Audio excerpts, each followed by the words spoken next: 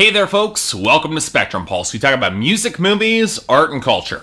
And today we're going to be talking about the debut album from Objekt, titled Flatland. We now return to my ongoing adventure and exploration into electronic music. Now, one of the biggest conversations of this year is surrounded where electronic music is going as an art form. I mean, the EDM scene is officially mainstream. Hip-hop producers are pushing boundaries for weirder and more experimental beats, often drawing upon the ground that many electronic music producers helped level, and some of the legends of the industry have taken some real steps to crystallize their own sound. Aphex Twin, for instance, returned after years of working under other names to the sounds that he helped define. Brian Eno worked with Carl Hyde on two wildly different albums, and across the industry we've seen producers either drift towards modern popular trends or drag the mainstream kicking and screaming into all sorts of weirdness. Now, for me, as something as an outsider to the genre, it's been fascinating for me to watch, even if I'm not entirely sure how long it will remain popular in the long term. So, you know what, I figured I'd dip back into that wretched hive of scum and villainy, and by that I mean Pitchfork, and find myself a record to really challenge myself with electronic music, and that's where I came across Objekt. Stage name of German producer TJ Hertz, he began making some very serious buzz when he started releasing singles around 2011. Not so much renowned for melodic construction and composition,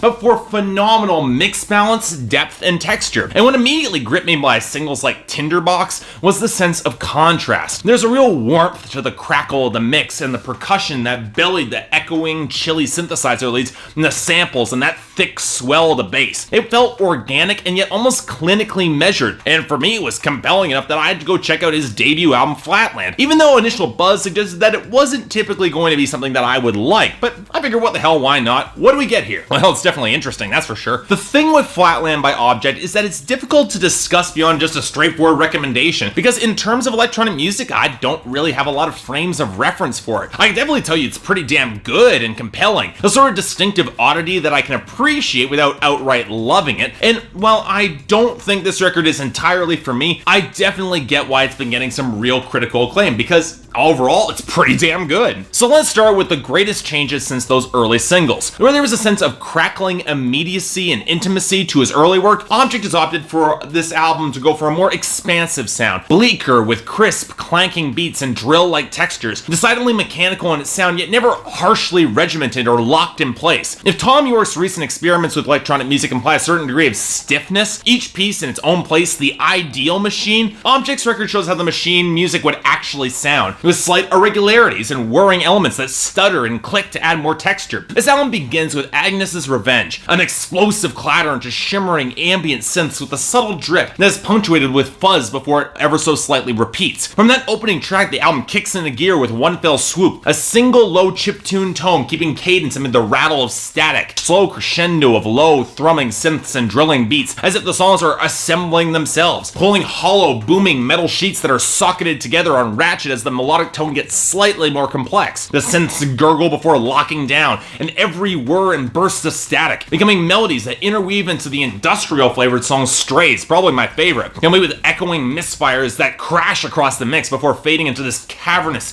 symphonic melody with half-heard vocals echoing across the mix before the edge of the beat materializes again. And with Agnes's apparatus, a partial reprise of the first track's rush of synths, the machine appears to be somewhat complete. The melodies slightly off-kilter than what you would expect, but fully formed in their own right. And then the mood of the entire album really changes. While the industrial side before wasn't so much dark as it was mechanical and impersonal, Dogma kicks off the much more unsettling second half of this album. The ominous double kick of the beat, almost like a heartbeat, through the thin film of fuzz, occasional real snare drums, and the plinking reverb-enhanced melody. From there we get First Witness, deep dubstep-inspired synthwaves swelling its pitch-shifted vocals, ominous shimmering synths, and the mirror to One Fell Swoop, a single repeating chiptune near the bottom of the mix. It's a possible story here. This is when we get our first hints of one. A human question to our machine to whom it might belong, and how that person first saw or heard it. And it only has one answer with various degrees of inflection and personality.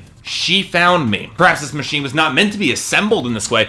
found instead of created, and yet lacks the mode to really effectively express itself further and explain that. From there we get Second Witness, the song all beats half out of step, synths fading in and out, and the rhythms and melodies starting to spiral apart with squealing voices seeming to protest against it. That same breakdown seems to take place, but louder, on One Follows Another, with blasts of static and shrill squeals, only giving any sort of foundation by the deep muted bass line that will pick up into a subtle gallop, and chill, thin keys that are almost completely overshadowed by the sputtering, almost drill-like blasts as the machine falls apart. And then there's Cataracts, an ambient piece with mournful dirge-like swells, a few sputtering synths, the rattle of metal slivers, and a lonely, echoing voice that barely forms words beneath the reverb. If this machine was forcibly disassembled in those earlier two tracks, this is where the fragments are trying, in ultimately futility, to reform together. So that's how the album all sounds.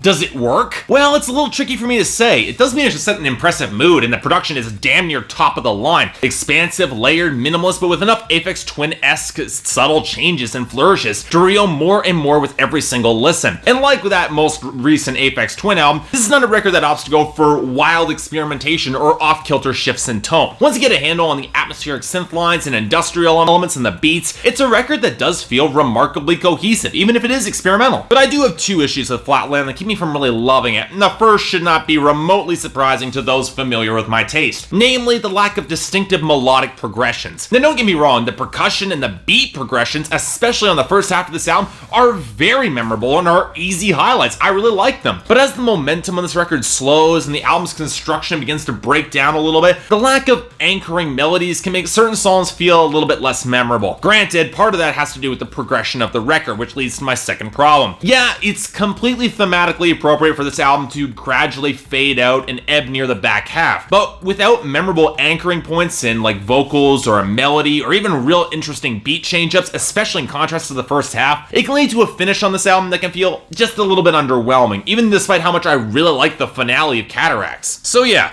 in the end, I was a little bit surprised how much I really liked Flatland by Objekt. I suspect many of the rave reviews from those more familiar with the electronic music scene come from the sheer technical excellence on display to synthesize many of the sounds on this record so effectively. And you know what? I can definitely respect that. But it's one of those albums I find I can respect a lot more than I can really connect with and get an emotional attachment to. I wholeheartedly suspect that I'm way off in my description and interpretation of any arc on this album, but the fact that it could evoke that story is telling in and of its own right, and it does make some sort of connection for me. For me, this album is a very strong 7 out of 10 and definitely a recommendation if you're looking for an enigmatic and challenging electronic music project. I won't guarantee you'll like Flatland by Objekt, but I bet by the end of this year, you'll remember this album. So check it out. So yeah, thanks a lot for watching. If you'd like to like and subscribe, I'd be more than grateful. What do you guys think of this record? Like it? Hate it? I'm trying to get a firm handle on whether or not I was completely full of shit talking about it. So is there a certain way that you guys considered the specific arc of this record? Let me know in the comments. If there's anything else I might be able to do to improve my presentation or any other albums coming out that you want me to take a look at, I'd be more than happy to give them a listen. Until then, I'm Mark, you're watching Spectrum Pulse, and I'll see you next time.